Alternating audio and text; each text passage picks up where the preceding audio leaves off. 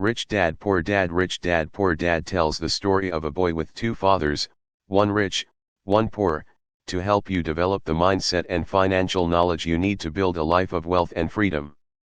Rich Dad Poor Dad is a modern classic of personal finance and our favorite finance book of all time. Although the book is controversial and often takes criticism, people still believe it's worth reading.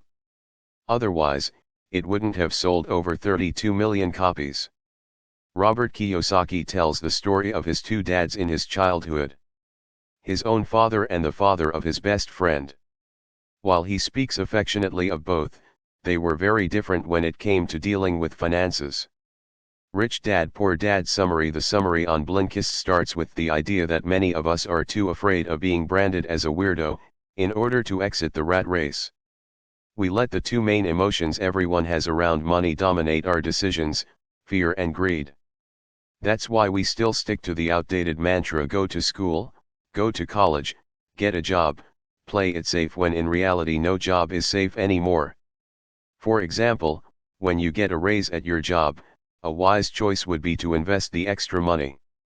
Put it into something that builds wealth like stocks or bonds, which has risk, but a lot of potential. Maybe you find a good fund with a 60% chance to double your money within a year, but a 40% chance of losing it all. However, most likely your fear of losing the money altogether will keep you from doing so. But when your greed takes over, you might then spend the extra money on an improved lifestyle. You might buy a fancy new car, and the payments eat up the money, for instance.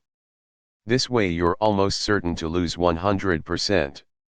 This already gives you a glimpse of how important it is to educate yourself financially.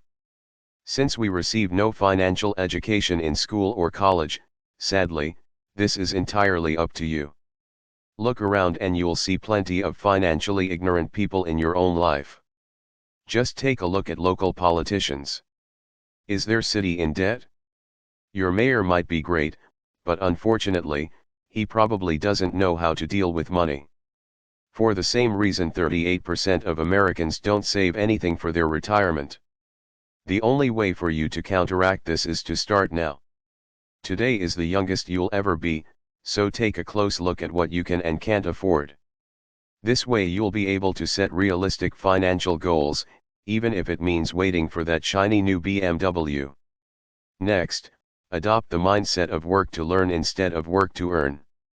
Take a job in a field you have no clue about, such as sales, customer service, or communications, to develop new skills. You never know what they might be good for. Set aside 5% of your income each month to buy books, courses, and attend seminars on personal finance to start building your financial IQ. The first step toward building wealth lies in the mindset of managing risks instead of avoiding them. Also, learn about investments to understand that it's better to not play it safe because you'll miss big potential rewards. Don't start big. Just set aside a small amount, like $1,000 or even $100, and invest it in stocks, bonds, or even tax-lien certificates. Treat the money as if it's gone forever and you'll worry less about losing it. As soon as you start your journey towards wealth, you'll realize that it'll be quite a long one. That's why it's important to stay motivated. Kiyosaki suggests creating an I want and an I don't want list. Include items like, I want to retire at age 50, or I don't want to end up like my broke uncle. Another idea is to pay yourself first each month. Take the portion of your salary you want to spend on stocks or your financial education, invest it, and pay your bills afterward. It'll create pressure to be creative in making money and show you what you can afford. Use your money to acquire assets instead of liabilities.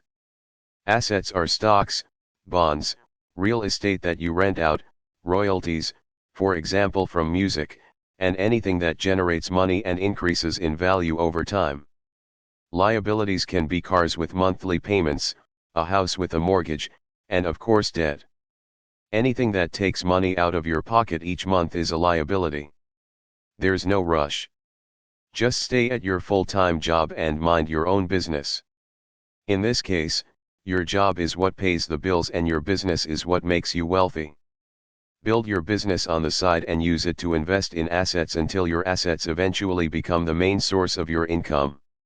You can even file a corporation to be taxed only after you've earned and invested, instead of being taxed before investing as an employee and trying to live off what's left.